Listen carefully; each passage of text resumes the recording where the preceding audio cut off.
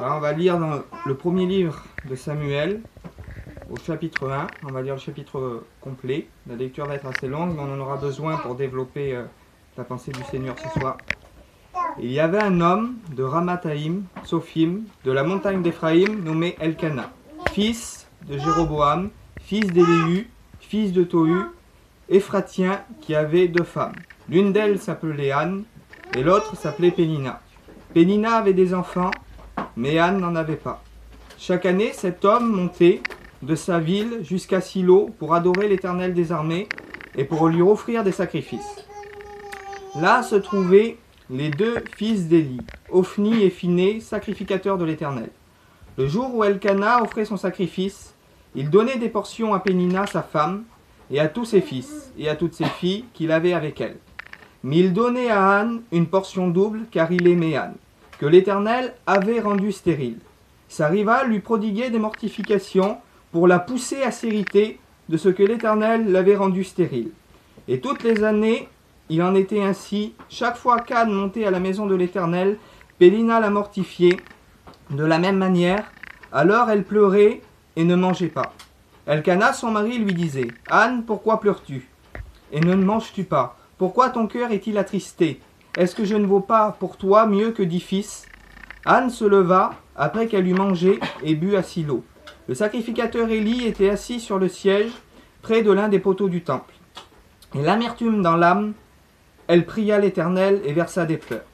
Elle fit un vœu en disant à l'Éternel, « Éternel des armées, si tu daignes regarder l'affliction de ta servante, si tu te souviens de moi et que tu n'oublies pas ta servante, et si tu donnes à ta servante un fils, je le consacrerai à l'Éternel pour tous les jours de sa vie, et le rasoir ne passera pas sur sa tête. » Comme elle faisait longtemps en prière devant l'Éternel, Élie observa sa bouche. Anne parlait dans son cœur et ne faisait que de remuer ses lèvres. Mais on n'entendait pas sa voix. Élie pensait qu'elle était ivre. Et elle lui dit « Jusqu'à quand seras-tu dans l'ivresse? Fais passer ton vin. » Anne répondit « Non, mon Seigneur, je suis une femme qui souffre dans mon cœur, et je n'ai bu ni vin enivrante ni liqueur forte. Mais je répands mon âme devant l'Éternel. Ne prends pas ta servante pour une femme pervertie, car c'est l'excès de ma douleur et mon chagrin qui m'a fait parler jusqu'à présent. » Élie reprit la parole et lui dit « Va en paix, que le Dieu d'Israël exauce ta prière que tu lui as adressée. Elle dit que ta servante trouve grâce à tes yeux. » Et cette femme s'en alla. Elle mangea et son visage ne fut plus le même. Ils se levèrent de bon matin, après avoir adoré l'Éternel, ils se retournèrent et revinrent dans leur maison. Elkana connut Anne sa femme, et l'Éternel se souvient d'elle dans le cours de l'année. Elle devint enceinte et enfanta un fils qu'elle nomma Samuel, car l'Éternel a dit, je l'ai demandé, car Anne a dit, je l'ai demandé à l'Éternel. Son mari Elkana monta ensuite avec toute sa maison pour offrir à l'Éternel le sacrifice annuel. Je vais m'arrêter là. Dans le suite de l'histoire, on voit que Dieu a exaucé la prière de Anne et qu'il l'a bénie. Il y a tout un processus dans ce que Anne a vécu, dans le nom de son mari. On va développer ensemble, vous allez comprendre, comment à travers la souffrance, Dieu peut procurer une bénédiction. Déjà, le contexte historique de l'époque, il nous dit que son mari, c'était un homme de Rama Sophim. Et le mot Rama veut dire les hauts lieux. Et en Israël, à ce moment-là, c'était une époque où il y avait beaucoup d'idolâtrie. Il y avait des lieux où il y avait des faux dieux, ce qu'on appelait en réalité les hauts lieux. Le mot Ramata donc veut dire haut lieu. Le mot de Sophim veut dire sentinelle. Et Dieu avait établi donc cet homme qu'on appelle Elkana comme sentinelle, comme gardien. C'est-à-dire que lui, il n'était pas pour le haut lieu. Lui, il était comme sentinelle et gardien des préceptes et des valeurs que Dieu lui avait confiées. Il était de la montagne d'Éphraïm.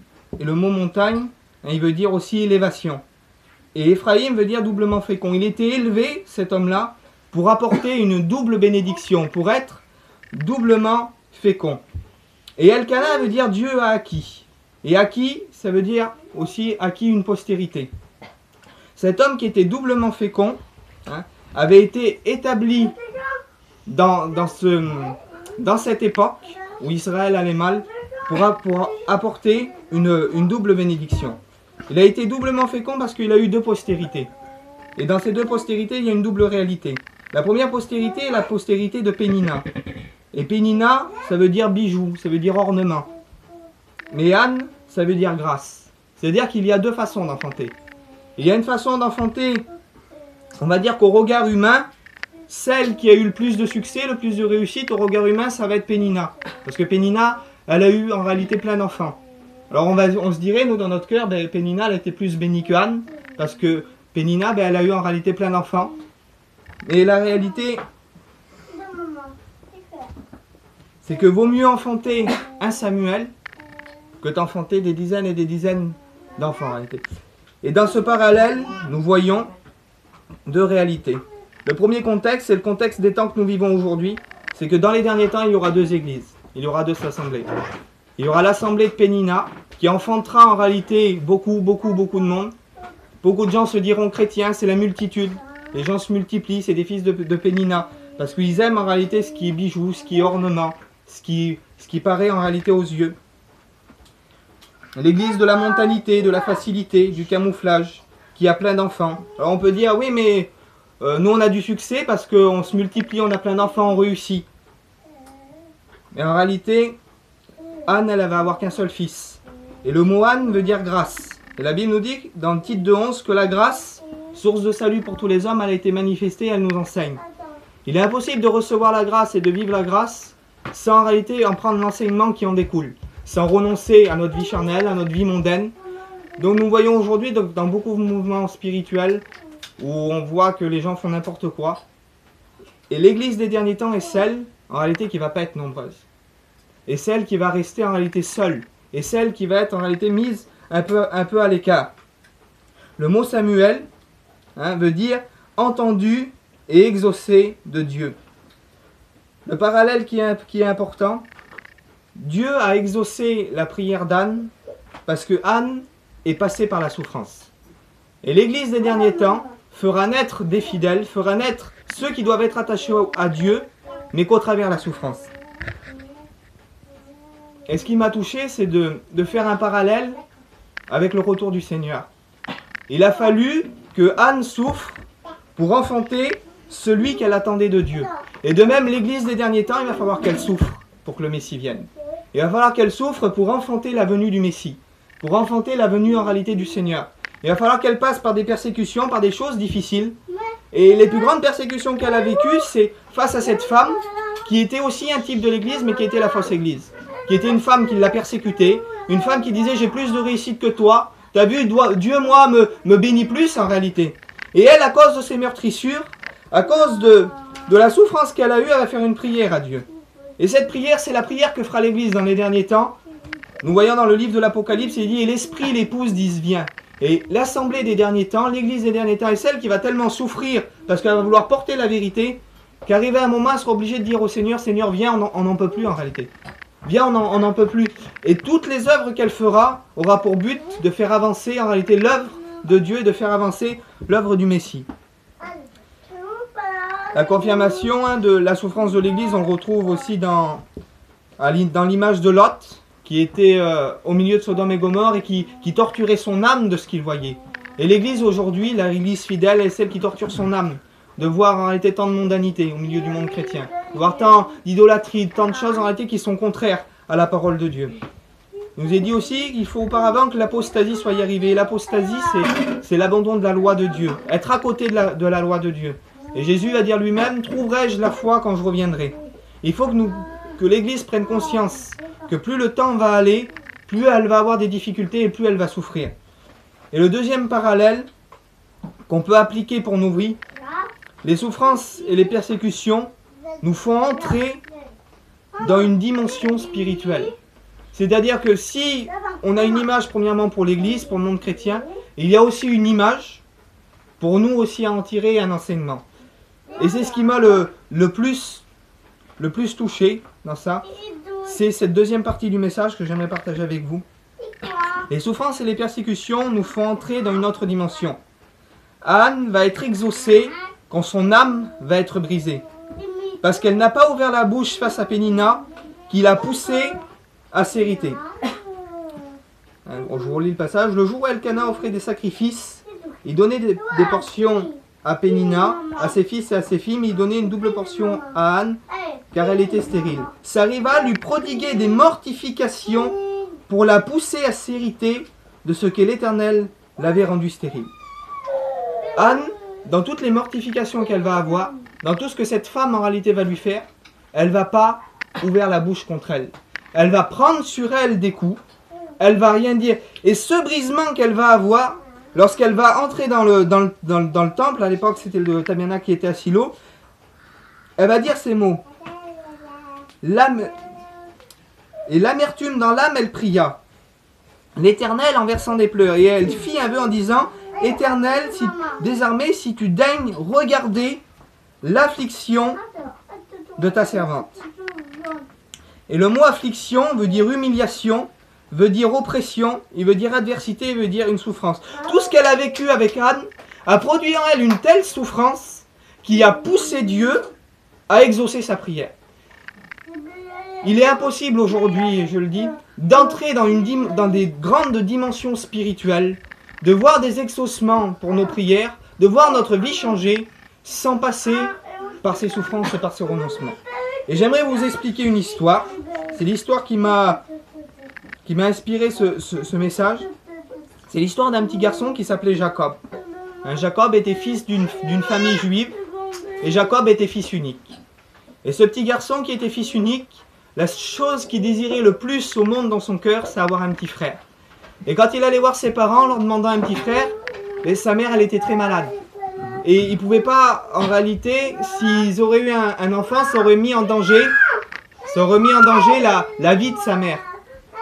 Et ses parents étaient tristes de voir Jacob jouer tout le temps tout seul, aller tout seul à la balançoire, aller tout seul sur son vélo. Et Jacob, quand il rentrait, au lieu de demander à ses parents des choses, d'autres jouets ou d'autres choses, il faisait que de demander à ses parents s'ils pouvaient lui donner un petit frère. Et Jacob va vivre quelque chose, un soir, où son père allait le coucher. Jacob va dire à son père, il va dire, est-ce qu'on peut circoncire un enfant pour la fête de Sukkot?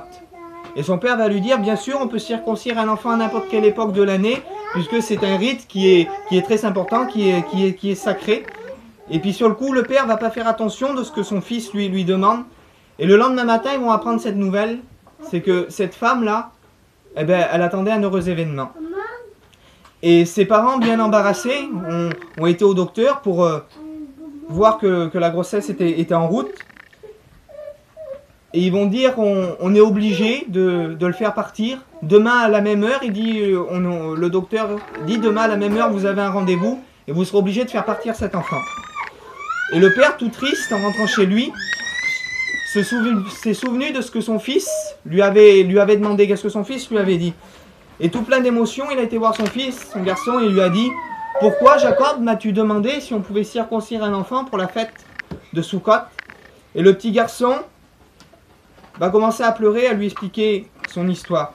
Il va dire, voilà papa, il y a quelques jours, lorsque j'étais à l'école rabbinique, lorsque j'écoutais l'enseignement du rabbin, et il m'expliquait que lorsque nos copains nous maltraitent, lorsque nos copains nous persécutent, ou lorsque quelqu'un dit des choses fausses sur nous, et qu'on ne répond pas, qu'on prend sur nous, qu'on pardonne, il disait que ça ouvrait une porte spirituelle et que Dieu, à ce moment-là, pouvait rien nous refuser. Et il dit, quand je suis sorti dehors, quelque temps après, mes copains, ils m'ont battu et ils se sont moqués de moi, comme je suis souvent victime d'harcèlement, etc. Il expliquait à son père en pleurant. Il a dit, quand je suis rentré chez moi, je me suis assis, j'ai levé les yeux au ciel, et j'ai dit au Seigneur, Seigneur, tu vois l'enseignement qu'on a eu dernièrement, tu as dit que si on était persécuté, qu'on était maltraité, qu'on était mal vu, et qu'on prenait sur nous de ne pas répondre, d'être humilié pour ta gloire, et qu'on te demandait quelque chose, alors tu exauçais. À cause de ce que tu m'as dit, à cause de ce que j'ai subi, parce que j'ai pas répondu, parce que j'étais capable de me laisser taper, alors je te demande, Seigneur, de me donner un petit frère. Et quand le père va écouter ça, le père va se mettre à pleurer, et ils vont aller voir leur enseignant, et leur enseignant il va leur dire, aujourd'hui vous ne pouvez pas faire partir l'enfant que votre femme attend, parce que c'est la réponse à la prière de votre fils. J'aimerais vous dire que de passer au travers la souffrance ouvre des portes spirituelles. Passer au travers la souffrance ouvre des portes par rapport à l'exaucement de nos prières. Et il y a un parallèle sur cette histoire. Donc vous avez bien compris, l'enfant est né 9 mois après. Donc il est né pour la fête de Soukhot. C'est pour ça que ce jeune garçon avait demandé à son père si on pouvait circoncire un enfant pour la fête de Soukhot. Parce que Dieu avait déjà mis dans son cœur qu'il allait exaucer sa prière. Imaginez la foi de ce petit garçon. Quelle foi qu'il a eue. Et bien évidemment, c'était un garçon. Tout ce que lui a demandé, à cause des souffrances qu'il a eues, parce que son âme, elle a été brisée, et ça a ouvert une porte entre lui et Dieu. Il est entré dans une dimension que l'on ne peut pas connaître et que l'on ne peut pas vivre quand on ne passe pas dans la souffrance et dans l'humiliation. Et il y a un parallèle énorme avec la venue du Messie, avec ce que Jésus a fait. La Bible nous dit que Jésus, après avoir été accusé, après avoir été frappé, après ce que les gens se sont moqués de lui, lorsqu'il va être sur la croix, dans l'évangile de Luc, chapitre 23, verset 34, il va dire ces paroles. « Père, pardonne-leur, car ils ne savent pas ce qu'ils font. » Pour que la prière de Jésus soit exaucée à ce moment-là, il a fallu que Jésus accomplisse la loi. Il a fallu que Jésus accomplisse cette ordonnance de ne pas en réalité rendre l'injure. Parce que si Jésus, à ce moment-là, quand il était frappé, si Jésus s'aurait mis en colère, si Jésus aurait parlé, si Jésus se serait révolté, sa prière pour nous pardonner à chacun d'entre nous et son sacrifice, il aurait été inefficace. Il n'aurait en réalité pas eu de valeur. C'est pour ça que Jésus dit, je ne suis pas venu abolir la loi et les prophètes, mais je suis venu l'accomplir. Et le sacrifice a été rendu parfait parce qu'il accomplit en réalité chaque détail de la loi, il l'accomplit parfaitement. Si Christ aurait manqué en réalité à un détail, eh bien alors il n'aurait pas accompli la loi et le sacrifice aurait été nul et non avenu, ça aurait servi à rien. Étant nous-mêmes à son image, étant nous-mêmes dans le même chemin que lui, étant nous-mêmes prêts à lui ressembler, il faut entrer dans cette dimension spirituelle de dire que quand les gens viennent nous persécuter, que quand les gens viennent dire des choses fausses sur nous, que quand les gens viennent nous faire du mal, et lorsqu'on ne répond pas et qu'on se place devant Dieu, alors devant Dieu on a le pouvoir d'ouvrir une porte spirituelle et de voir nos prières en réalité s'exaucer. Donc j'aimerais te dire que de ne pas répondre, c'est pas une faiblesse. De supporter en réalité l'ignominie, l'injure, les calamités, tout ce que les gens peuvent te faire, c'est pas une faiblesse. Mais c'est une force. Une force que l'on doit prendre et l'appliquer en réalité chacun à notre portée pour faire avancer l'œuvre de Dieu dans nos vies. Et c'est plus en réalité qu'une porte, mais c'est un devoir qu'on a seulement en nous-mêmes, envers nous-mêmes premièrement, de ne pas se rabaisser à être comme les gens qui nous affligent, qu'on a envers notre prochain, de ne pas rendre le mal pour le mal, mais qu'on a aussi envers Dieu, un devoir qu'on a envers Dieu pour obéir en sa parole. Je n'irai pas plus loin, c'est quelques paroles que j'avais à cœur de partager avec vous, c'est ce qui a touché mon cœur. Méditez ces paroles et puis que Dieu vous bénisse.